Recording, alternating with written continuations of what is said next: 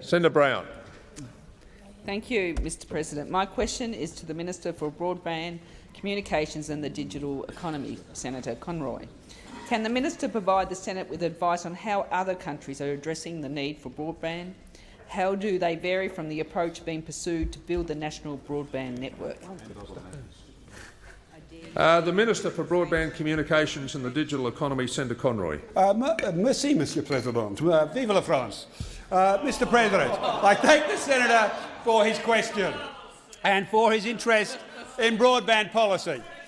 Mr President, countries all around the world recognise economic importance of broadband infrastructure. But progress on delivering high-speed broadband, Mr President, is slow. It is slow in countries that are relying upon their incumbent telcos to deliver on these ambitions. And when Telstra had the monopoly on fixed-line infrastructure, they were slow to embrace broadband as well. Mr President, incumbent telcos favour fibre to the node. They do this not because it is efficient or effective, because it is cheap and preserves their market power.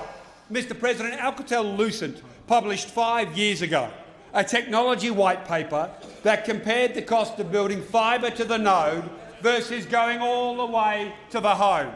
Mr President, the member for Wentworth misuses this report and his discussions with BT to claim that his FTTN costs 1/3 of fibre to the home. Well, Mr President, that claim can only be made when an incumbent is building the network, the node network. But, Mr President, that isn't Mr Turnbull's plan. Last night on Lateline, Mr Turnbull confirmed that he proposes that the government-owned NBN Co will acquire the ageing, corroding copper network from Telstra with its $1 billion a year maintenance cost. Mr President, they're going to buy back the copper. Mr Turnbull should stop misleading. Time's expired, Senator Conroy. Order. Order. When there's silence, we'll proceed. Order. Order. Senator Brown. Thank you, Mr President, and I thank the Minister for his answer. I ask a supplementary. Is the Minister aware of any alternative proposals for the Australian Government to build, own and operate a broadband network? The Minister. Thank you, Mr President. Mr President, the member for Wentworth said in an address to the Broadband World Forum in Paris, what a coincidence, in September last year, he must have been checking out some shares, I don't know.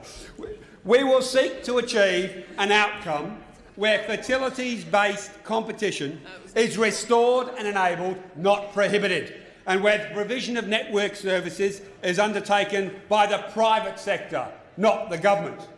And the Leader of the Opposition joined him in this criticism, Mr President, telling the AIG National Forum in November, and I quote, "The National Broadband Network is a great leap backwards to the 1960s, a government-controlled telecommunications monopoly."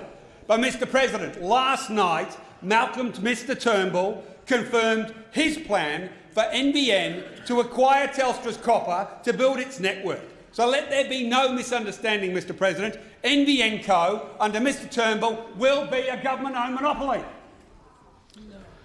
Senator Brown. Thank you, Mr President.